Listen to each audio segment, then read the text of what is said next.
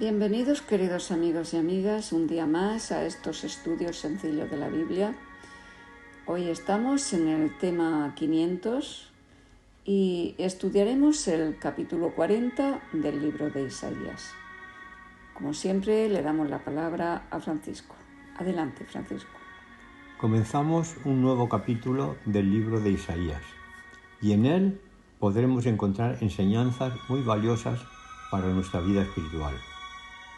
Desde este capítulo 40 hasta el final del libro, los utiliza Isaías para presentar promesas del derramamiento de la gracia divina sobre los justos.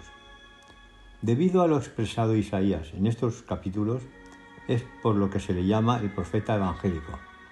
Aquí, en el lenguaje más sublime que jamás haya pronunciado un orador inspirado, Isaías expone el glorioso futuro de Israel como fiel siervo de Dios, su liberación de todo enemigo, la venida del Mesías y el establecimiento del reino mesiánico. El peligro representado por Asiria, el principal enemigo de Judá, en buena medida había desaparecido. Pero por medio del profeta Isaías, Dios prepara a su pueblo para una calamidad aún mayor, el cautiverio babilónico que llegaría un siglo más tarde.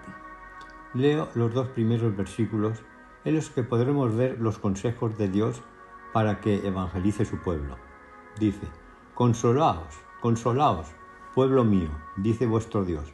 Hablad al corazón de Jerusalén.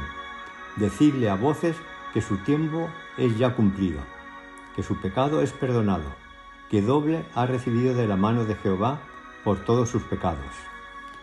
El versículo 3 nos recuerda el mensaje evangélico de Juan el Bautista para anunciar la venida de Jesús. Voz que clama en el desierto: preparad camino a Jehová, enderezad calzada en la soledad a nuestro Dios. El propósito divino era que cuando Judá regresara del cautiverio babilónico, se esforzara al máximo en la predicación de ella misma, como también de las naciones que la rodeaban, para anunciar la venida del Mesías.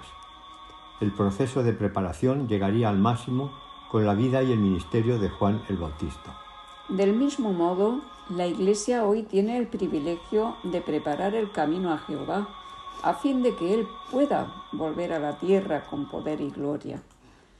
Esta preparación, como en el caso del antiguo Israel, es doble. En primer lugar, consiste en la transformación del carácter y, por medio de este cambio, podemos proclamar el mensaje evangélico a toda la humanidad. Leo el versículo 4, que dice: Todo valle sea ensalzado, y bájese todo monte y collado, y lo torcido se enderece, y lo áspero se allane. Los preparativos para la venida de un monarca terrenal incluían la reparación del camino por el cual había de pasar, para que no tuviera dificultad en llegar. Estas palabras, aplicadas a la venida del Mesías, Rey, tienen un sentido espiritual. La obra de Juan el Bautista fue la de exhortar a los hombres a que prepararan sus propios corazones y sus vidas para la venida de Jesús. Los mensajeros de Dios en los últimos tiempos han de proclamar un mensaje similar. El versículo 6 dice lo siguiente: voz que decía: da voces. Y yo respondí: ¿qué tengo que decir a voces?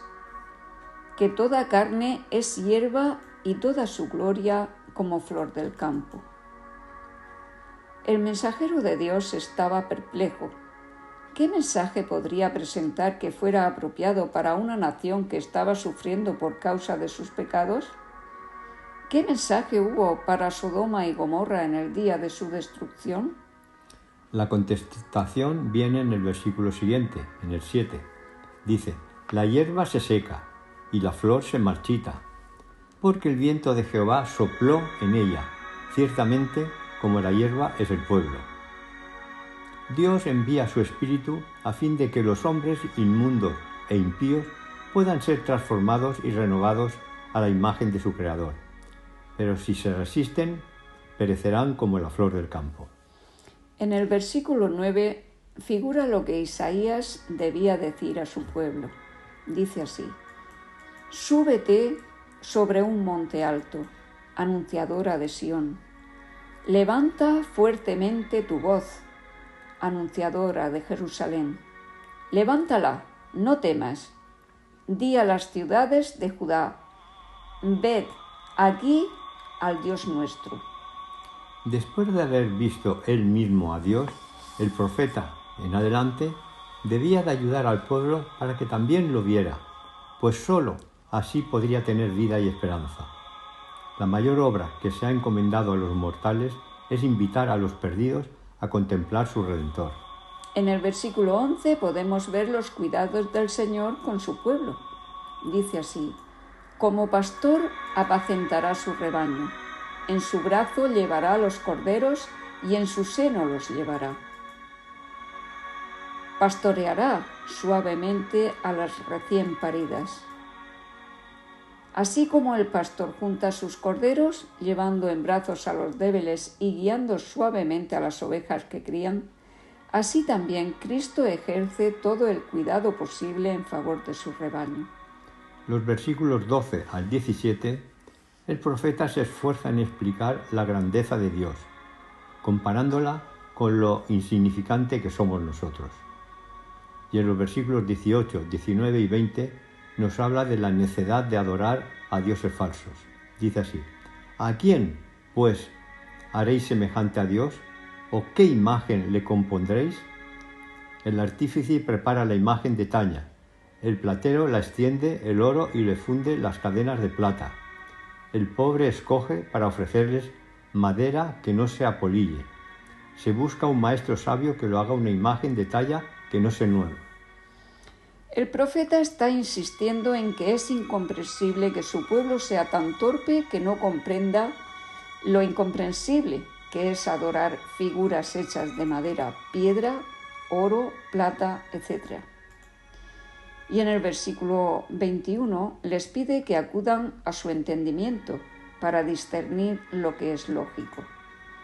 Dice así: ¿no sabéis? ¿No habéis oído? ¿Nunca os lo han dicho desde el principio? ¿No habéis sido enseñados desde que la tierra se fundó? El profeta intenta por todos los medios que razonen, que empleen el sentido común, que el Señor les ha dado entendimiento para que puedan hacerlo. Aun sin conocer la revelación, los hombres tienen sentido común suficiente, si es que lo emplean, para darse cuenta de que los ídolos hechos por las manos del hombre no son objetos apropiados para el culto. En los versículos 22, 23 y 24, el profeta está demostrando la sabiduría y el poder de Dios, expresando que todo lo que sucede está bajo su control. Y en el versículo 25, vuelve otra vez sobre los ídolos. Dice así: ¿a qué, pues, me haréis semejante o me compararéis? Dice el santo. Está preguntando qué materiales emplearán para hacer alguna imagen suya, sin saber cómo soy ni qué expresión tengo. Luego, en los versículos 26 al 30, el profeta insiste en que deben comprender que Dios es sabio y poderoso, y una vez que lo entiendan, que no se demoren en adorarlo y obedecerle. Bueno, para terminar voy a leer uno de los versículos más animadores de la Biblia. El último versículo de este capítulo 40 dice: pero los que esperan a Jehová tendrán nuevas fuerzas, levantarán alas como las águilas, correrán y no se cansarán, caminarán y no se fatigarán.